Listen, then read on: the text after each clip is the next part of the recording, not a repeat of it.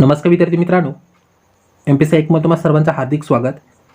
मित्रांनो, आजच्या व्हिडिओमध्ये आपण इयत्ता 8वी सामान्य विज्ञान पाहणार आहे. हे सर्व जे टॉपिक आहेत ते कंप्लीट करणार आहे. याच्याआधी आपण इयत्ता 6वी 7वी सामान्य विज्ञान कंप्लीट केलं आहे. ओके, सुरुवातीला अनुक्रमणिका पाहू. पहिला चॅप्टर तारे आणि आपली सूर्यमाला, दुसरा जैविक विविधता, तिसरा वातावरणातील दाब, चौथा चॅप्टर चुंबकत्व, त्यानंतर पाचवं पाहणार आहे आज अणूची संरचना. नोट्स असणार मित्रांनो, हे तुम्हाला फास्ट रिवाईजसाठी खूप महत्त्वपूर्ण आहे आणि फायदेशीर ठरतील. 6वा चॅप्टर रासायनिक अभिक्रिया आणि त्याचे प्रकार, 7वा पेशी रचना व सूक्ष्मजीव, 8वा रोग, 9वा प्रकाशाचे परावर्तन, 10वा चॅप्टर आहे ऊर्जेचे स्रोत, 11वा चॅप्टर विद्युत प्रवाह, 12वा पदार्थाची गुणवैशिष्ट्ये, 13वा चॅप्टर आहे धातू आणि अधातू, 14वा कार्बन आणि कार्बनची संयुगे म्हणून, 15वा हवा, 16वा मृदा, 17वा शेती आणि 18वे पक्षी संगोपन. ओके, आता याबाबत पूर्ण डिटेलमध्ये माहिती तुम्हाला डिस्क्रिप्शनमध्ये पाहायला भेटेल. त्यापैकी पहिला चॅप्टर तारे आणि आपली सूर्यमाला. तर सूर्य, ग्रह, चंद्र यांना खगोलीय वस्तू म्हणतो आपण. ओके, पुस्तकातील माहिती. चंद्र हा पृथ्वीचा उपग्रह आहे. चंद्र पृथ्वीपासून 3,84,400 किलोमीटर अंतरावर आहे. सरासरी धरला जातं. चंद्र आदल्या दिवसापेक्षा सुमारे 50 मिनिटं उशिरा उगतो या ठिकाणी. नंतर चंद्र पृथ्वीभोवती परिभ्रमण करण्यास 27.3 दिवस लागतात. त्यानंतर एका अमावस्येपासून दुसऱ्या अमावस्येपर्यंतचा काळ हा 29.5 दिवसाचा असतो. आपल्या आकाशात अनेक तारे आणि तारकासमूह आहेत. तारकासमूह म्हणजे जे तारे आहेत त्यांचा समूह, याला काय म्हणतात, त्यापैकी एक म्हणजे सप्तर्षी तारकासमूह एक असतो. नंतर मृग नक्षत्र. तारकासमूह आकाशात फार तेजस्वी दिसतो. त्यात 7 ते 8 तारे असतात. त्यात 4 ताऱ्यांचा चौकोनी किंवा 4 बिंदू दिसतात, त्यांना काय म्हणलं जातं, मृग नक्षत्र. जसं सप्तर्षीमध्ये 7 तारे दिसतात एकत्र गुच्छामध्ये, त्याचप्रमाणे 4 तारे असतात, त्यांना मृग नक्षत्र म्हणलं जातं. त्यानंतर वृश्चिक तारकासमूह 10 ते 12 तारे याच्यामध्ये असतात. त्यातील ज्येष्ठ हा तारा खूप तेजस्वी असतो. दक्षिण गोलार्धात विषुववृत्तावर हा दिसतो. एकूण 58 तारकासमूह आहेत. 37 उत्तर गोलार्धात ते 51 दक्षिण गोलार्धामध्ये आहेत. त्यानंतर 27 नक्षत्रे आहेत. 2006 मध्ये किंवा 2006 सालापर्यंत प्लुटो याला ग्रह म्हणून ओळखत होत्या, पण आंतरराष्ट्रीय खगोल समितीने बाह्यग्रह म्हणून याला दर्जा दिला. म्हणजे प्लुटो आता ग्रहामध्ये येत नाही, 8च ग्रह येतात. त्यानंतर परिभ्रमण काळ बुध, गुर आणि शनी. ओके, नंतर पुढचा एक पॉईंट आहे हॅलोनचा धमकी. तो 1986 मध्ये दिसला होता, तो आता 2062 मध्ये दिसेल, 76 वर्षांनी दिसतो. हॅलेनचा धमकी तो 1986 मध्ये दिसला होता, तो 2065 मध्ये दिसेल, 76 वर्षांनी हा दिसतो. नंतर आर्टिफिशियल उपग्रह. नंतर 19 एप्रिल 1975 भारताचा पहिला उपग्रह आर्यभट्ट सोडण्यात आला होता. कधी सोडण्यात आला? 1975 मध्ये, 19 एप्रिल 1975ला. त्यानंतर इनसॅट म्हणला तर INSAT, त्यानंतर IRS, नंतर कल्पनावाल, नंतर इजूसॅट, नंतर भास्कर हे उपग्रह सोडण्यात आले. आर्टिफिशियल उपग्रह आहेत किंवा सॅटेलाईट म्हणू शकतो आपण. भारताच्या नावावर 104 उपग्रह सोडण्याचा रेकॉर्ड आहे. ISRO, Indian Space Research Organisation ही संस्था उपग्रह सोडते. त्यानंतर GMRT giant metrewave radio telescope म्हणला तर दुर्बिणे ठिकाण पुणे नाशिक रस्त्यावर नारायणगाव जवळील खोडद या ठिकाणी आहे. कुठे? खोडद या ठिकाणी, पुणे नाशिक रस्त्यावर आहे, नारायणगाव जवळ त्या ठिकाणी आहे. GMRT giant metrewave radio telescope म्हणला तर. कुणी उभारली? टाटा इन्स्टिट्यूट ऑफ फंडामेंटल रिसर्चनी, TIFR म्हणला तर यांनी ती उभारली. त्यानंतर पुढचा चॅप्टर 2 नंबरचा जैविक विविधता. पृथ्वीवर अस्तित्वात असलेल्या सजीवांमधील विविधता म्हणजे जैविक विविधता होय. जैवविविधतेचे रासाची कारणे आहेत काही. अपाट वाढणारी लोकसंख्या, क्षेत्र कमी होत चालले आहे. नंतर गावरण जातीच्या ठिकाणी संकरित परकीय जातींनी घेतली. मोठे प्रकल्प, धरणे, रस्ते, उद्योगधंदे, बांधकाम यामुळे जैवविविधता काय झाली, ऱ्हास होत चालला आहे. नंतर वातावरणातील प्रदूषण हे कारण जैवविविधता. जैवविविधतेला इंग्लिशमध्ये बायोडायव्हर्सिटी म्हणलं जातं. नंतर उपाय, राष्ट्रीय उद्याने व अभयारण्याची निर्मिती करणे, त्याच्यामुळे बायोडायव्हर्सिटी राखून ठेवू शकतो. काही क्षेत्र राखीव जैव विभाग म्हणून घोषित करणे. काही प्राण्यांच्या प्रजातीत जे नष्ट होण्याच्या मार्गावर आहेत त्यांचे संवर्धन केले पाहिजे, त्यांना प्राणी संग्रहालयामध्ये. नंतर काही वनस्पती जे ऱ्हासाचे कारण झालेत किंवा ते नष्ट होण्याच्या मार्गावर आहेत त्यांचेसुद्धा संगोपन केलं पाहिजे किंवा त्या वनस्पती लावल्या पाहिजे. वनस्पती शास्त्र भागामध्ये करणे. ओके, हे ते कारण आहेत. नंतर राखीव जागा म्हणजे काय? आंतरराष्ट्रीय व्यापारामुळे धोक्यात आलेले वनस्पती व वन्य प्राणी यांच्या संरक्षणासाठी करार 1995 मध्ये करण्यात आला आहे. नंतर या करारामुळे जे करार झाला आहे, या करारामुळे वन्यजीवांचे आयात निर्यातीचे नियंत्रण करता येते. त्यानंतर चॅप्टर नंबर 3 वातावरणातील दाब. दाबचं सूत्र आहे प्रेशर म्हणलं जातं बल अपॉन एरिया किंवा फोर्स अपॉन क्षेत्रफळ. मराठीमध्ये दाब इज इक्वल टू बल अपॉन क्षेत्रफळ. दाब नेहमी इन्व्हर्सली प्रोपोर्शनल राहतो क्षेत्रफळाला, हे पण लक्षात ठेवा. क्षेत्रफळ जेवढे अधिक तितकं बलाचे परिणाम काय होतात, कमी होतात. बलाचे एकक न्यूटनमध्ये मोजलं जातं. दाबचं सूत्र काय, बल अपॉन क्षेत्रफळ. क्षेत्रफळ जेवढे अधिक असतं तेवढं दाब काय होतं, कमी होतं. बलाचे एकक न्यूटन आहे, दाबाचे एकक न्यूटन पर मीटर आहे. त्यानंतर ॲटो हॉनेग्रिक म्हणून जर्मन सायन्टिस्ट होता 17व्या शतकात, एक पंपाचा शोध लावला त्यांनी, दाबाबाबत संशोधन केले होते. काय, ॲटो हॉन गेरिक म्हणून आहे. ओके. नंतर एअर ब्रेक 5 मार्च 1872 मध्ये जॉर्ज वेस्टिंगहाऊस यांनी शोध लावला होता. या संशोधकाने रेल्वेसाठी हे ब्रेक प्रथम वापरले होते. आता वापरले जाते ट्रक्स, बस आहे, ट्रेलर आहे, रेल्वे आहे, घोडीवाहन आहे, नंतर विमान आहे, याच्यामध्ये हा ब्रेक, एअर ब्रेक वापरला जातो.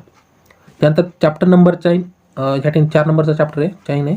चॅप्टर नंबर 4 चुंबकत्व. आता ऑलरेडी आपण चुंबकत्व किंवा मॅग्नेटिझम म्हणलं तर यावर मागच्या क्लासमध्ये किंवा 7वीच्या वर्गामध्ये जे आपण नोट्स अपलोड केलेले आहेत तर त्याच्यामध्ये पाहिलं आहे. आता यामध्ये आपण ते इन्क्लूड केलं नाही, इथं लेखी मागील वर्गात आहेत. पुढचा चॅप्टर नंबर 5 अणूची संरचना, स्ट्रक्चर ऑफ ॲटम म्हणलं जातं. प्रत्येक पदार्थ अणूपासून बनलेला असतो. प्रत्येक पदार्थाचा अणू सामर्थ्य उदासीन असतो, त्यावर कोणताही प्रभाव नसतो. डाल्टन, थॉम्सन आणि रुदरफोर्ड. पुन्हा एकदा चॅप्टर नंबर 5 अणूची संरचना. प्रत्येक पदार्थ अणूपासून बनलेला असतो, म्हणजे प्रत्येक घटक या अणूपासून बनलेला असतो. प्रत्येक पदार्थाचा अणू सामान्यतः उदासीन असतो, त्यावर कोणताही प्रभाव नसतो. डाल्टन, थॉम्सन आणि रुदरफोर्ड सायंटिस्ट या संदर्भात आहेत.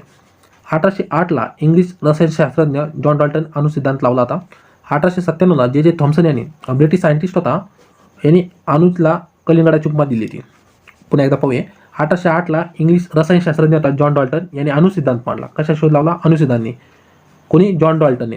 नंतर 1897 जे थॉम्सनने, ब्रिटिश सायंटिस्ट होता, यांनी अणूला कलिंगडाची उपमा दिली. त्यानंतर इलेक्ट्रॉनचा शोध लावला होता. 1906ला त्यांनी नोबेल पारितोषिक भेटलं होतं. कोणाला, जे थॉम्सनला. कधी भेटलं, 1906ला नोबेल पारितोषिक भेटलं. त्यानंतर रुदरफोर्डचा सिद्धांत. थॉम्सनच्या सिद्धांतावरील त्रुटी समजण्यासाठी अर्नेस्ट रुदरफोर्डने प्रयोग केला. सोन्याच्या पातळ पत्रावर अल्फा कणांचा मारा केला. त्याच्यात निष्कर्ष निघाला की केंद्रात पॉझिटिव्ह प्रभार असतो, म्हणजे प्लस चार्ज असतो. इलेक्ट्रॉन कक्षेत फिरत असतात आउटरने. ओके, E- साईडने फिरत असतात आणि मध्ये केंद्रकामध्ये काय असतं, प्लस चार्ज असतो. अणूच्या तुलनेत केंद्रकाचा आकार लहान आहे. इथं काय म्हणले, अणूच्या तुलनेत केंद्रकाचा आकार काय असतो, लहान असतो. अणूमध्ये प्रोटॉन, न्यूट्रॉन असतात आणि साईडनी इलेक्ट्रॉन हे मूलकण असतात. अणूमध्ये कोणकोणते असतात, प्रोटॉन, न्यूट्रॉन आणि इलेक्ट्रॉन. पण स्ट्रक्चर जर पाहिलं आपण, हे तर माहीत असेल कदाचित तुम्हाला, केंद्रकामध्ये प्रोटॉन आणि न्यूट्रॉन असतं आणि साईडनी आउटर कक्षामध्ये जी कक्षा KLMN तो सर्वांना माहीत असेल, तर त्या कक्षामध्ये इलेक्ट्रॉन फिरत असतात. इलेक्ट्रॉनवर निगेटिव्ह चार्ज असतो आणि प्रोटॉनवर पॉझिटिव्ह असतो आणि न्यूट्रॉनवर कोणताच प्रभाव नसतो किंवा कोणताच चार्ज नसतो. या ठिकाणी स्ट्रक्चर सुद्धा दिलं आहे. इलेक्ट्रॉनचे वस्तुमान प्रोटॉन आणि न्यूट्रॉनच्या तुलनेत नगण्य असते. नंतर त्यामुळे अणूचे एकूण वस्तुमान हे केंद्रकातील न्यूट्रॉन आणि प्रोटॉनच्या संख्येवरच अवलंबून असते. हे समजून घ्या पुन्हा एकदा. इलेक्ट्रॉनचे वस्तुमान कसं असतं, प्रोटॉन व न्यूट्रॉनच्या तुलनेत नगण्य असतं, म्हणजे जवळपास म्हणता येईल तुम्हाला. आणि अणूचे एकूण वस्तुमान हे केंद्रकातील न्यूट्रॉन आणि प्रोटॉनच्या संख्येवरच अवलंबून असते. पण जनरली धरलं तर प्रोटॉन आणि इलेक्ट्रॉनची संख्या जवळपास सारखी असते, 99 पॉईंट किंवा एक्झॅक्ट नसते. समजा प्रोटॉनची संख्या जर 15 असेल तर इलेक्ट्रॉनची संख्या 15 नसते. याच्यामध्ये फरक असतो थोडाफार, 14.95, 14.93 असा ज्याचा एवढा फरक असतो. पण जनरली धरला तर प्रोटॉनची संख्या इक्वल टू इलेक्ट्रॉनची संख्या. त्यानंतर अणुक्रमांक डिनोटेड बाय झेड. झेडने दर्शवला जातो. अणूमधील इलेक्ट्रॉन किंवा प्रोटॉनच्या संख्येला त्या अणूचा अणुक्रमांक म्हणतात. ह्या ठिकाणी दिले हेलियम 2, यात 2 प्रोटॉन आणि 2 न्यूट्रॉन असतात. त्यानंतर अणुवस्तुमानांक ए दर्शवलं जातं, डिनोटेड बाय ए म्हणून. अणुवस्तुमानांक म्हणजे काय, डिफिनेशन पाहण्याचे सिम्बॉल काय, एने दर्शवला जातो. अणूचे प्रोटॉनची संख्या व न्यूट्रॉनची संख्या यांच्या एकूण बेरजेला अणुवस्तुमानांक म्हणतात. अणुअंक म्हणजे नुसतं प्रोटॉन किंवा इलेक्ट्रॉनची संख्या. पण अणुवस्तुमानांक काय होतं, याच्यामध्ये प्रोटॉन आहे आणि न्यूट्रॉन आहे. इथे इलेक्ट्रॉन आहे का, नाही आहे. इथं काय, प्रोटॉन आणि न्यूट्रॉनची जे केंद्रकामध्ये असतं, केंद्रकाचे वस्तुमान म्हणजे काय, अणुवस्तुमानांक. समजलं असतं अणूचं वस्तुमान किती. या ठिकाणी बघा, जे अणुवस्तुमांक वर दर्शवला जातो अणूच्या, आणि खाली झेडने दर्शवला अणुअंक दर्शवला जातो. त्यानंतर पुढचा टॉपिक समस्थानिके. आयसोटोप इंग्लिशमध्ये म्हणलं जातं. निसर्गतः ज्या मूलद्रव्यांचा अणुक्रमांक सारखा असून अणुवस्तुमांक भिन्न असतो. काय इथं काय सांगितले, अणुक्रमांक सारखा असतो आणि अणुवस्तुमांक काय असतो, भिन्न असतो. म्हणजे झेड सारखा असतो पण ए जो अणुवस्तुमांक म्हणला तर हा भिन्न असतो, वेगळा असतो. तो अशा मूलद्रव्यांना समस्थानिके म्हणलं जातं. समजण्यासाठी हायड्रोजन या ठिकाणी एक आहे. आपण पाहिलं असं, इथं हायड्रोजन आहे, वर काय दर्शवला जातो, अणुवस्तुमांक, खाली झेड दर्शवला जातो, अणुअंक दर्शवला जातो. तर हायड्रोजनच्या या ठिकाणी पाहू शकता एक अणुअंक आहे खाली, आणि तर वर अणुवस्तुमांक 1 आहे. पुन्हा हायड्रोजनच्या या ठिकाणी अणुअंक 1 आहे, वर अणुवस्तुमांक 2 झाला आहे. खाली एक तिसरा बघा, हायड्रोजनचा 1 अणुअंक आहे, वर 3 अणुवस्तुमांक झालेत. याला काय म्हणलं जातं, आयसोटोप म्हणलं जातं. तर आयसोटोपचा वापर तुम्ही पाहिलं विज्ञानामध्ये पाहिला असेल, विविध ट्रीटमेंट करण्यासाठी केला जातो. नंतर इलेक्ट्रॉनची देवाणघेवाण करून आयात निर्मिती करता येते. ओके. त्यानंतर संयोजन म्हणजे व्हॅलन्सी, प्रत्येक मूलद्रव्याची इतर मूलद्रव्याशी संयोग पाळवण्याची जी ठराविक क्षमता असते त्याला संयोग क्षमतेला ती संयोग क्षमता असते त्याला काय म्हणतो, व्हॅलन्सी म्हणतो. उदाहरणार्थ H2A, तुम्ही H2 असा डायरेक्ट एकत्र केलं तर मिक्स होणार आहे का? हायड्रोजन आणि ऑक्सिजन नाही, त्याला संयोग करावा लागतं. 2 हायड्रोजनचे अणू आणि 1 ऑक्सिजनचा अणू यांचा संयोग झाला तरच पाणी तयार होतं. तुम्ही असे 2 ऑक्सिजन 2 हायड्रोजन घेऊ शकत नाही, तर हायड्रोजन पेरॉक्साईड तयार होईल त्या ठिकाणी H2O2 म्हणलं आता. पण 2 हायड्रोजनचे अणू प्लस ऑक्सिजनचे एक अणू अशा म्हणून H2O तयार होतो. त्यानंतर पुढचा चॅप्टर नंबर 6, रासायनिक अभिक्रिया आणि त्याचे प्रकार. रासायनिक अभिक्रिया समीकरणाच्या स्वरूपात लिहितात. रासायनिक अभिक्रियेचा भाग घेणाऱ्या पदार्थांना अभिकारिके म्हणलं जातं. पुन्हा एकदा ऐका, हे आपण चॅप्टर कोणता पडतो? रासायनिक अभिक्रिया आणि त्याचे प्रकार. व्याख्या काय आहे? रासायनिक अभिक्रिया समीकरणाच्या स्वरूपात लिहितात. रासायनिक अभिक्रियेत भाग घेणाऱ्या पदार्थांना अभिक्रियाकारके असं म्हणतो आपण, रिॲक्टंट म्हणलं जातं. त्यानंतर रासायनिक अभिक्रियेत तयार होणाऱ्या पदार्थांना उत्पादिते म्हणलं जातं, प्रोडक्ट म्हणलं जातं. त्याला उत्पादितला इंग्लिशमध्ये प्रोडक्ट म्हणतात, वरला रिॲक्टंट म्हणलं जातं. रासायनिक अभिक्रियेचे विविध प्रकार आहेत. एक संयोग अभिक्रिया एकत्र येऊन, दुसरा अपघटन अभिक्रिया, तिसरा आहे विस्थापन डिस्प्लेसमेंट रिॲक्शन म्हणलं त्याला. शिफ्टेड मूलद्रव्य असतं त्याच्यामध्ये. ओके. आपल्याला डिटेलमध्ये याच्या संयोग अभिक्रिया, एकत्र होणाऱ्या अभिक्रिया, अपघटन, विविध याच्यामध्ये चेंजेस होतो, हिटिंग असते. विस्थापनमध्ये डिस्प्लेसमेंट होतं. उदाहरणार्थ H2 आहे, त्या ठिकाणी शिफ्ट होऊन तुम्ही Hच्या जागी दुसरा एलिमेंट टाकू शकता. ओके. ZNO टाकू शकता. ते एक प्रॉपर केलं जातं, त्याला ऑक्सिडेशन रिडक्शन हा पार्ट येतो. ते विज्ञानामध्ये एवढं काही डिटेलमध्ये आपल्याला विचारित नाही. त्यानंतर पुढचं ऑक्सिडीकरण. ज्या अभिक्रियेमध्ये मूलद्रव्याशी किंवा संयुगाशी ऑक्सिजनचा अणू संयोग होतो किंवा संयुगातून हायड्रोजन गमावला जातो त्या क्रियेला ऑक्सिडेशन म्हणलं जातं. ऑक्सिडेशन आणि रिडक्शन म्हणलं जातं. इथं ऑक्सिडीकरण म्हणलं जातं. ऑक्सिडीकरणामध्ये काय होतं? ऑक्सिजनचा अणू काय होतं? संयोग होतो या ठिकाणी. ऑक्सिडीकरण आणि ऑक्सिजन यावरून तुम्हाला लक्षात राहील ऑक्सिडीकरण म्हणजे काय. त्यानंतर पुढचं म्हणजे शपन म्हणलं जातं. याच्यामध्ये हायड्रोजनचा अणू काय होतं? संयोग होतो. ओके. पहिल्यांदा शपन, ऑक्सिडीकरण, ऑक्सिजन, त्याला इंग्लिशमध्ये ऑक्सिडेशन आणि रिडक्शन म्हणतात. रिडक्शनला शपन म्हणलं जातं मराठीमध्ये. ज्या अभिक्रियेत मूलद्रव्याचा किंवा संयुगाशी हायड्रोजनचा अणू संयोग होतो किंवा संयुगातून ऑक्सिजन गमावला जातो त्या क्रियेला शपन क्रिया असं म्हणलं जातं. ओके. ऑक्सिडेशन रिडक्शन हा खूप मोठा टॉपिक आहे, फक्त डेफिनेशनमध्ये हे होत नाही त्याचं. उत्प्रेरके, जो पदार्थ अभिक्रियेत प्रत्यक्ष भाग होत नाही पण त्याचा केवळ उपस्थितीमुळे अभिक्रियेचा वेग वाढतो त्याला उत्प्रेरके म्हणलं जातं. आता उत्प्रेरकेला इंग्लिशमध्ये काय म्हणतात लक्षात नाही माझ्या. जो पदार्थ अभिक्रियेत प्रत्यक्ष भाग घेत नाही पण त्याचा केवळ उपस्थितीमुळे अभिक्रियेचा वेग वाढतो त्याला उत्प्रेरके म्हणलं जातं. आय थिंक कॅटलिस्ट काहीतरी म्हणते त्याला, कॅटलिस्ट. ओके. कॅटलिस्ट म्हणलं जातं कारण तो भागसुद्धा घेत नाही त्याच्यामध्ये, स्वतः इन्व्हॉल्वमेंट होत नाही, पुन्हा तो रिकव्हरमध्ये बाहेर येतो. त्यानंतर चॅप्टर नंबर 7, पेशी रचना व सूक्ष्मजीव. सर्व सजीव पेशीने बनले आहेत. त्यापैकी रॉबर्ट हुक हे खूप नाव महत्त्वाचं आहे. या इंग्रज शास्त्रज्ञाने 1665 मायक्रोस्कोप तयार केला. त्यात पहिला लाकडाचा पातळ थर घेऊन पाहिला होता त्याने. त्यानंतर मधमाशाच्या पोळ्याप्रमाणे तो दिसला आणि त्याला त्यांनी काय दिलं? पेशी नाव दिलं. कोणी शोध लावला? पेशी शोध रॉबर्ट हुकने लावला. त्यानंतर इलेक्ट्रॉन मायक्रोस्कोप या सूक्ष्मदर्पणाच्या सहाय्याने अतिसूक्ष्म पदार्थाचे वर्धन होऊन मोठी प्रतिमा पाहता येते. जवळजवळ 2 × 10⁹ एवढी प्रतिमा पाहता येते. रॉबर्ट हुक खूप महत्त्वपूर्ण नाव आहे. आयोगाने याच्यावर क्वेश्चन 2-3 वर्षातून पुन्हा विचारलेलं आहे, त्याच्यामुळे नाव लक्षात ठेवा. पेशीचा शोध कोण लावला? रॉबर्ट हुकने. सूक्ष्मजीव 2008 हा क्वेश्चन विचारलेला आय थिंक.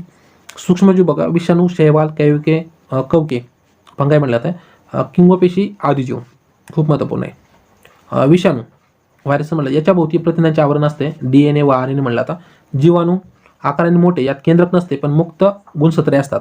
त्यानंतर शैवाल, स्वयंपोषी, नंतर दमट ओल्या जागेमध्ये हे वाढतं. हरिद्रव्य पण असतं, हरिद्रव्य इंग्लिशमध्ये क्लोरोफिल पिगमेंट म्हणतात. कवक, परपोषी वनस्पती असतात, यामुळे अन्नाची नासाडी होते. काही कवक उपयुक्त असतात, दमट ओल्या जागेमध्ये कार्बनी पदार्थावर हे वाढतात. कवकांचा शोध 1929 अलेक्झांडर फ्लेमिंगो यांनी लावला होता. पेनिसिलिनचा शोध लावला होता. हे पुन्हा एकदा ऐका, कवकाचा शोध कोण लावला होता? 1929 अलेक्झांडर फ्लेमिंगो पेनिसिलिनचा शोध लावला होता. त्यानंतर चॅप्टर नंबर 8, रोग.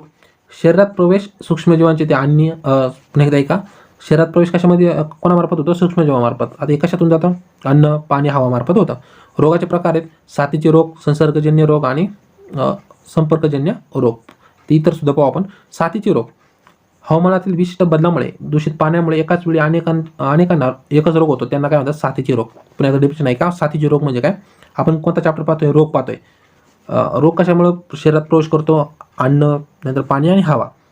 त्याचे प्रकार आहेत रोगाचे. साथीचे रोग. आता साथीचे रोग कसं होतं, एका विशिष्ट कालावधीमध्ये अचानक रोग येतात ते, त्यांना साथीचे रोग म्हणलं जातं. एकाला झाला का दुसऱ्याला तिसऱ्याला होतो. हे कशामुळे घडतं? हवामानातील विशिष्ट बदलामुळे आणि दूषित पाण्यामुळे. पावसाळ्यात होतात असे बऱ्याचदा. एकाच वेळी अनेकांना एकच रोग होतो, त्याला काय म्हणलं जातं? साथीचे रोग. उदाहरणार्थ कॉलरा, विषमज्वर, इन्फ्लुएन्झा, हगवण आणि डोळे येणे. त्यानंतर संसर्गजन्य रोग. एखाद्याच्या संपर्कात गेले तर हवेतील रोग असतो. सतत सहवासामुळे रोगाच्या शरीरातील हवेमार्फत निरोगी व्यक्तीमध्ये प्रादुर्भाव होत्या, अशांना काय होतं? संसर्गजन्य रोग म्हणतात. क्षय झालं आणि इन्फ्लुएन्झा. त्यानंतर संपर्कजन्य रोग. स्पर्शवाटे होतो. रोगाच्या शरीरातील जंतू सततच्या संपर्कामुळे किंवा स्पर्शवाटे नजीकच्या सहवासात व्यक्ती, मित्र वगैरे, तर निरोगी व्यक्तीमध्ये प्रादुर्भाव होऊन त्यांना रोग होतो. अशा रोगांना संपर्कजन्य रोग असं म्हणलं. आता खरू झालं, इसम झालं, गच करणं. हे पुन्हा एकदा डेफिनेशन आहे का? संपर्कजन्य रोग स्पर्शवाटे होतो. रोगाच्या शरीरातील जंतू, एखादा रोगी असं मित्र असेल दोन, एका मित्राला उदाहरणार्थ खरू झाली असेल आणि त्याच्याबरोबर निरोगी मित्र असेल शेजारी, तर त्याला सुद्धा हा रोग होतो. तर याला काय कशामार्फत? स्पर्शवाटे होतो, संपर्कामुळे. त्यानंतर कांजण्या, श्वसनामार्फत विषाणू याच्यामध्ये जातात. कपडे भांडे वापरले ज्या व्यक्ती झाले त्याच्यामुळे कांजण्या सुद्धा होतात. नंतर लक्षणे खूप ताप येतं, डोकं दुखतं, त्वचेखाली लहान लहान फोड येतात, काही दिवसांनी त्यावर खपली सुद्धा धरतात. पोलिओ नावाचा रोग. कारणे त्याला दूषित पाणी, अन्न, हवेतील विषाणू, हे सर्व कारणामुळे काय पोलिओ होतो. लक्षणे काय असतात पोलिओचे? ताप येणे, घसा लाल होणे, पाठीच्या पायाच्या स्नायूमध्ये ताण जाणवणे आणि हातातील किंवा पायाच्या स्नायूमध्ये अशक्तपणा जाणवणे. नंतर स्नायू आहे लुळेपणा येऊन अपंगत्व सुद्धा येतात. पोलिओ बघा कशामुळे होतो? दूषित पाणी असतं, अन्न आणि हवेतील विषाणू. लक्षणं काय येतात? ताप येणे, घसा लाल होणे, पाठी व पायाच्या स्नायूमध्ये ताण जाणवणे आणि दुखणे आणि हातपाय कसे लुळे पडल्यावर जाणून येणे आणि त्याच्यामुळे काय होतं? फायनली अपंगत्व येतं. हे पोलिओचे लक्षण आहेत. भारत सरकारमार्फत बघा पल्स पोलिओ मोहीम राबवली होती. 5 वर्षाखालील बालकांना पोलिओ डोस देण्याची मोहीम आहे. 2 डोस दिले जातात 5 वर्षाखाली. 2 बूंद जिंदगी हे टायटल तुम्ही ऐकलं असाल, ट्रिक लक्षात ठेवण्यासाठी. ते 2 डोस थेंब 6 आठवड्याच्या अंतराने दिले जातात. 1.5 महिन्याच्या पिरियडमध्ये 5 वर्षापर्यंत घ्यावं लागतात. पल्स पोलिओ मोहीम भारत सरकारमार्फत राबवली जाते. 5 वर्षाखाली जे शाळेच्या आधी, प्रायमरी स्कूलच्या आधी, नर्सिंगच्या कालामध्येच म्हणा तुम्ही, जसं जन्मल्यानंतर बघा 5 वर्षाखाली बालकांना पोलिओ डोस देण्याची मोहीम आहे. 2 डोस दिले जातात 5 वर्षाखाली. 2 बूंद जिंदगी के ऐकून 6 आठवड्याच्या अंतराने 1.5 महिन्याच्या पिरियडमध्ये दिले जातात. 5 वर्षापर्यंत घ्यावे लागतात. रेबीज नावाचा रोग. कारणे त्याचे पिसाळलेला कुत्रा किंवा माकड, मांजर, ससा यांच्या चावल्याने होतो. रेबीज कशामुळे होतं? पिसाळलेला कुत्रा, माकड, मांजर जे प्राणी ते चावल्यामुळे होतं. लक्षणे काय? तीव्र डोकं दुखतं, घशाचे स्नायू ताठरतात, वेदना होतात, पाणी पिणे सुद्धा शक्य होत नाही, रोगाने बेभान होतो, हातपाय लुळे पडतात, मरण पण सुद्धा येतं. रेबीज जर व्यवस्थित प्रॉपर ट्रीटमेंट नाही झाली त्याच्यामुळे मरण सुद्धा येतं. आता याला उपाय काय करू शकता? जर कुत्र्याने चावा घेतला असेल किंवा प्राण्याने चावा घेतला असेल त्या ठिकाणी साबणाने धुणे, लगेच धुणे, एक 5 मिनिटाच्या आत धुणे.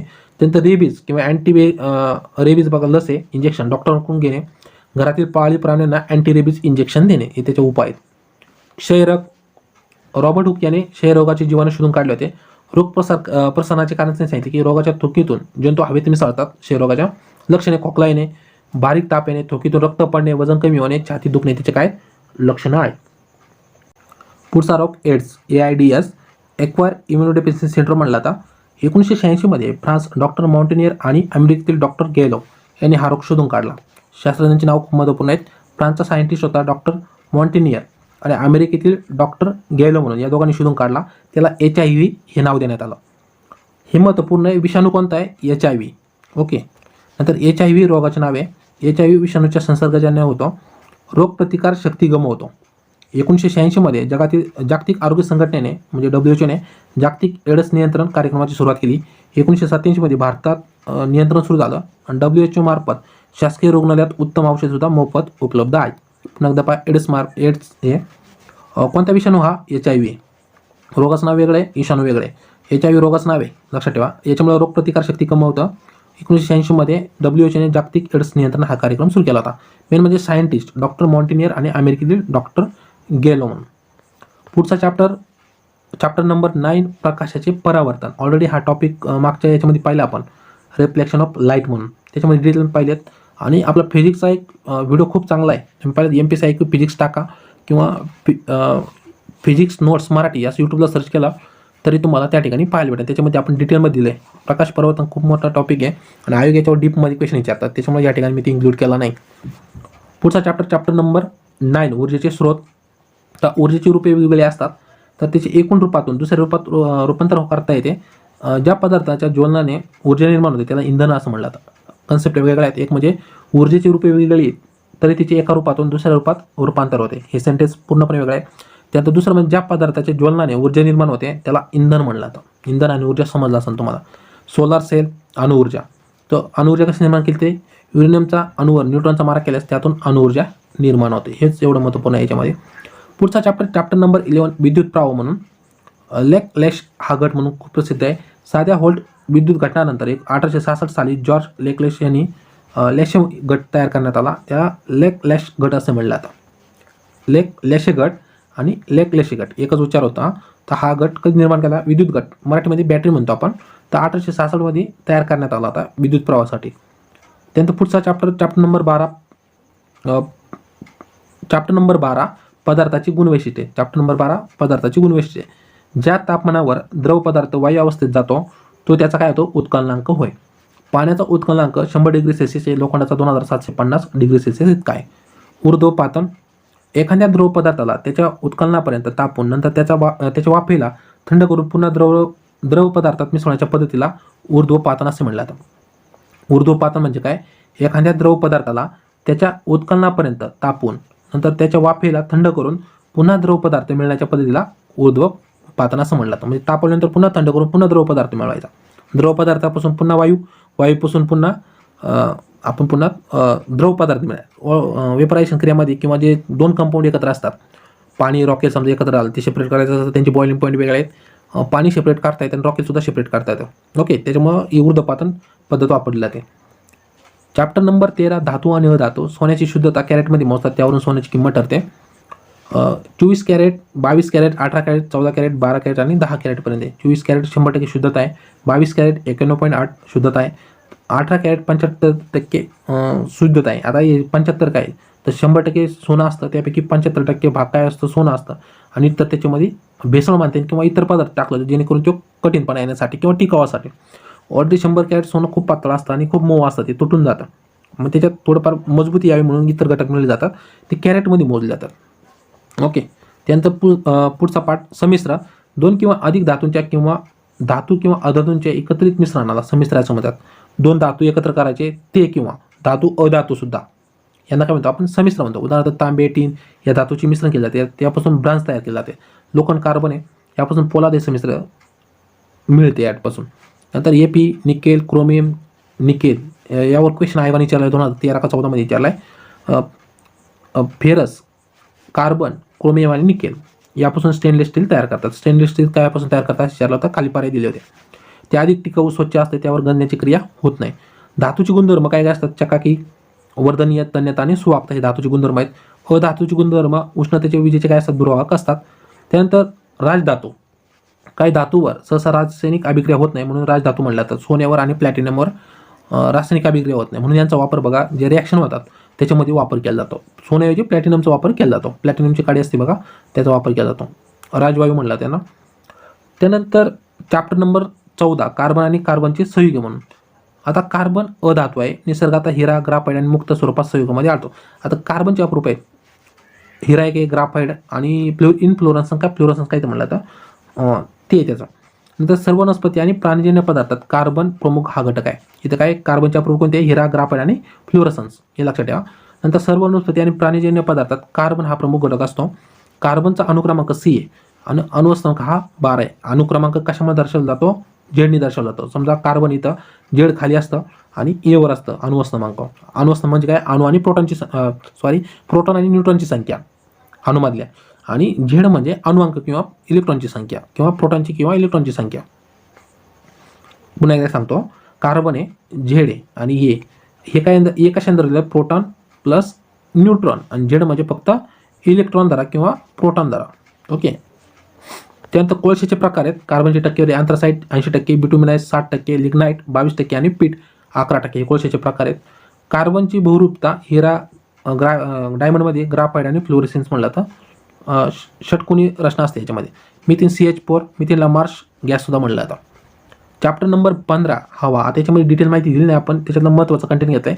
जेव्हा आकाशात वीज चमकते त्यावेळी हवेतील ऑक्सिजन व नायट्रोजनचा संयोग होतो, त्या ठिकाणी नायट्रिक ऑक्साईड तयार होते. एवढंच महत्त्वपूर्ण आहे. हवामध्ये काय असतं? विविध गॅसेस असतात. हवा म्हणजे नुसतं ऑक्सिजन हे नाही, त्याच्यामध्ये विविध गॅसेस असतात. ते गॅसेस ज्यावेळी पाऊस पडतो बघा, आकाशात वीज चमकते. ज्यावेळी आकाशात जी वीज कशी चमकते, ज्यावेळी दोन ढगामध्ये टक्कर होताना ऑक्सिजनचा अणू सापडतो किंवा नायट्रोजनमध्ये येतं, त्यावेळी ती चमक असते किंवा दीप्ती, प्रकाशदीप्ती तयार होते. ओके, ती हाय पॉवर इंटेन्सिटी असते आणि ती हाय पॉवरकडून लो पॉवरकडं ट्रान्सफर होते. म्हणजे लो पॉवर कुठं आलं, अर्थचं आलं. त्याच्यामुळे तुम्हाला वीज पाहताना बघा खाली जाताना दिसतं, हो, पृथ्वी घेताना तुम्हाला पाहायला भेटते. कारण ऊर्जा ही जास्त कडून कमीकडे ट्रान्सफर होते, हे लक्षात ठेवा. यांचा डेफिनेशन तुम्हाला याच्यातून नायट्रिक ऑक्साईड तयार होतो, ऑक्सिजन आणि नायट्रोजनचा संपर्क होऊन. त्यानंतर चॅप्टर नंबर 16 मृदा. सुपीक जमिनीचा 2.5 सेंटीमीटर जाडीचा थर नैसर्गिकरित्या तयार होण्यास 800 ते 1000 वर्ष लागतात. हे पाहिले आपण. दगडगोटे, वाळू, बारीक हे कुठं पाहिले तर जे मृदा चॅप्टर आपण अपलोड केला त्याच्यामध्ये सांगितलं की जे काय म्हणतात, मृदाचा वरचा जो आपण पार्ट बघितला आहे किंवा मृदाचा भाग आहे वरचा, काय म्हणतात त्याला, एक शब्द आहे ह्युमस म्हणून. ह्युमसचा जो पार्ट तयार व्हायला जवळजवळ 800 ते 1000 वर्ष लागले जाते. दगडगोटे, वाळू, बारीक माती तसेच कार्बनी पदार्थ मिळून बनलेली असते. अक्षीणन. निसर्गाचा विविध घटकांचा परिणाम होऊन खडकाची झीज होऊन माती बनते. खडकाचे मातीत रूपांतर होण्याच्या या क्रियेला अपक्षीयन असं म्हणलं जातं. चीन देशातील कारुलिंग नावाच्या टेकडीवर मिळणाऱ्या मातीला चिनी असे म्हणतात. चिनी माती तुम्ही ऐकू असाल, ओके, बरेच जण वापरत असतील. तर चीन देशातील काउलिंग महत्त्वपूर्ण आहे, कारुलिंग आहे, नावाच्या टेकडीजवळ मिळणाऱ्या मातीला चिनी माती असे म्हणलं जातं. लाल रंगाची आयर्न ऑक्साईडमुळे तयार असते. लाल रंगाची मातीला कशामुळे रंग येतो, आयर्न ऑक्साईडमुळे होतो. आयर्न ऑक्साईडला APO म्हणलं जातं, फेरस ऑक्साईड सुद्धा म्हणलं जातं. पांढऱ्या रंगाची असते चिनी माती. कब्बाशा, नंतर स्नानगृती, फरशा, टाक्या, प्रयोगशाळेमध्ये याचा वापर केला जातो. नंतर शाडूच्या मातीचा रंग पांढरा असल्यामुळे विविध पुतळे, मूर्ती बनवण्यासाठी याचा वापर होतो. नाही, पांढऱ्या रंगाची चिनी माती असते. कब्बाशा, स्नानगृह आपण बाथरूम म्हणतो, त्याच्यामधल्या फरशा, टाक्या, प्रयोगशाळेची उपकरणे यासाठी तयार केला जातो. शाडूच्या माती, जे शाडू माती म्हणतो आपण, त्याचा रंग पांढरा असल्यामुळे विविध पुतळे, मूर्ती आणि बनवण्यासाठी याचा वापर केला जातो. शाडू मातीपासून इतर मातीपासून का बनवू शकत नाही तर त्याच्यात चिकटपणा जास्त असतो या शाडू मातीमध्ये आणि ती एकदम बारीक कणांनी बनली असते, त्याच्यामुळे ती पॅक धरते आणि ती जास्त काळसुद्धा टिकते. पहिल्या मातीच्या भिंतीतून पाहिलं असेल तर ते जास्त काळ टिकण्याचे तेच कारण असायचं. त्यानंतर 1976 इथं काय आहे, 1976 भारत सरकारने सामाजिक वनीकरण प्रकल्पाची सुरुवात केली होती, एवढं लक्षात ठेवा फक्त. चॅप्टर नंबर 17 C3 आल्टा पालट म्हटलं जातं. खोल नांगरटीमुळे जमिनीची वरची थर असतो ते खाली जातो आणि खालचा थर वर येतो, थराचेला आल्टा पालट असं म्हटलं जातं. खोल नांगरटीमुळे बैलामुळे होते. त्यानंतर टिश्यू कल्चर. सजीवांच्या पेशी किंवा पेशी समूहाची जे आर्टिफिशियल पद्धत आहे वाढ करण्याला टिश्यू कल्चर असं म्हणतात. नवीन सजीवांची वाढ करता येते टिश्यू कल्चरने. पुन्हा एकदा टिश्यू कल्चर म्हणजे काय, सजीवांच्या पेशी किंवा पेशी समूहाची आर्टिफिशियल पद्धतीने किंवा कृत्रिम पद्धतीने वाढ करण्याला टिश्यू कल्चर असं म्हणतो. ऊतीचं कल्चर. नंतर नवीन सजीवांची वाढ करता येते त्याला टिश्यू कल्चर असं म्हणतो. त्यानंतर चॅप्टर नंबर 18 पशु संगोपन म्हटलं जातं. प्राण्यांच्या वजनाने 2 ते 2.5% इतका कोरडा आहार, प्राण्यांच्या वजनाच्या चॅप्टर नंबर 18 पशुसंगोपन. प्राण्यांच्या वजनाच्या 2 ते 2.5% इतका भाग कोरडा आहार असतो, तो त्याला रोज मिळणे आवश्यक आहे, गरजेचं आहे. पॉईंट आहे फक्त त्याच्यातला. कोंबड्यांना रोग हा बर्ड फ्लू, राणीखेत होतो. कुत्र्यांना आजार रेबीज होतो. भारतातील गाय सामान्यतः दररोज 5 ते 6 लिटर दूध देते. कोंबड्यांना रोग कोणता होतो, बर्ड फ्लू, राणीखेत, हे लक्षात ठेवा. कुत्र्यांना रेबीज होतो किंवा माकड झाले यांच्या चावल्यामुळे सुद्धा. त्यानंतर भारतातील गाय सामान्यतः दररोज 5 ते 6 लिटर दूध देते. संकरित जातीच्या गायी 10 ते 12 लिटर दूध रोज देतात, त्याच्यामध्ये जर्सी, हॉल्स्टन, रेडीन म्हणून सुद्धा येतात. महाराष्ट्रातील राष्ट्रीय स्तरावर संकरित जातीच्या गाया कंधारी, देवणी, किल्लारी आणि डांगी हे गाय. त्यात कुक्कुटपालन, अंडी देणाऱ्या कोंबड्यांना लेयर्स कोंबड्या असं म्हटलं जातं. मांस मिळवण्यासाठी वाढलेल्या कोंबड्यांना बॉयलर असं म्हटलं जातं. परदेशातून अंड्यासाठी आणलेल्या कोंबड्यांना व्हाईट लेग हॉर्न म्हटलं जातं. दररोज 125 ग्रॅम पौष्टिक आहार याच्यातून लागतो किंवा यांना लागतो. प्रत्येक कोंबडी सामान्यपणे वर्षातून 200 ते 250 अंडी देते. ओके, 200 ते 250 डेली म्हणता येईल तुम्हाला, काही दिवस सोडले तर. प्रत्येक कोंबडी सामान्यतः वर्षातून 200 ते 250 अंडी देते. मांस देणाऱ्या कोंबड्यांना देण्याचे खाद्य आहे. त्यानंतर मोती उद्योग. समुद्रातील आढळणाऱ्या ऑयस्टर प्राण्यापासून मोती मिळतात. मोती उद्योग कशापासून, समुद्रात आढळणाऱ्या ऑयस्टर प्राण्यापासून मोती मिळतात. पूर्वी ऑयस्टरमध्ये माती तयार होण्यासाठी निसर्गावर अवलंबून राहावं लागायचे. त्यानंतर लाख उद्योग. लाखेपासून तऱ्हेतऱ्हेचे मणी तयार करून दागदागिने बनवतात. आकर्षक लाल रंगाची लाखेची किड्यांनी सवरलेली एक पदार्थ आहे. लाख तयार करण्यासाठी निवडून व पळसाच्या झाडावरील किडे किडे तयार करतात. मोती उद्योगपासून पुन्हा एकदा पाहू. मोती उद्योग म्हणजे काय? समुद्रातील आढळणाऱ्या ऑयस्टर प्राण्यापासून मोती उद्योग मिळवतात. पूर्वी ऑयस्टर आहे बघा, मोती तयार करण्यासाठी निसर्गावर अवलंबून टाकायचं. आता आर्टिफिशियल पद्धत सुद्धा आल्या. त्यानंतर लाख उद्योग, लाखेपासून तऱ्हेतऱ्हेचे मणी तयार करतात दागदागिने. आकर्षक लाल लाल रंगाची जी लाख असते त्यापासून ही लाख किड्यापासून सरवलेला एक पदार्थ असतो. लाख तयार करण्यासाठी निवडून गोपाळसाच्या झाडावरचे किडे तयार करतात किंवा त्याच्यावर जी किडे असतात ते लाख तयार करत असतात. ओके, चॅप्टर नंबर 18 पाहिला कोणता होता? पक्षी संगोपन म्हणून. ओके, त्यात इतर सुद्धा माहिती पाहू. खारफुटीची जमीन, रासायनिक खतांचा अतिवापर किंवा पाण्याचा अतिवापर केला तर जमिनीवर क्षारांचे थर तयार होते, त्याला खारफुटी जमीन म्हणतो. परिभ्रमण, ग्रहाच्या भोवती फिरणे. परिवलन म्हणजे स्वतः भोवती फिरणे. हेच महत्त्वपूर्ण पॉईंट होते. तर मित्रांनो, आजच्या आपण या 8वी सायन्स सब्जेक्ट पूर्ण कंप्लीट केला आहे. आता याच्याबद्दल डिटेल जर माहिती पाहिजे असेल किंवा तुम्हाला स्पेसिफिक एखादा टॉपिकच पाहिजे असेल तर तुम्ही डिस्क्रिप्शन बॉक्स किंवा पिन कमेंट चेक करा. तुम्हाला टाईम आणि पुढं टॉपिकचं नाव दिसेल, टाईमवर क्लिक करा, तुम्हाला तो टॉपिक स्टार्ट होईल त्या ठिकाणी. ओके, तर मित्रांनो, तुम्हाला आजचा व्हिडिओ कसा वाटला कमेंट करून सांगा. व्हिडिओ आवडत असेल नक्की व्हिडिओ लाईक करा, कारण व्हिडिओला खूप मेहनत लागते मित्रांनो. चॅनलला अजून सबस्क्राईब नसेल तर चॅनलला नक्की सबस्क्राईब करा. धन्यवाद.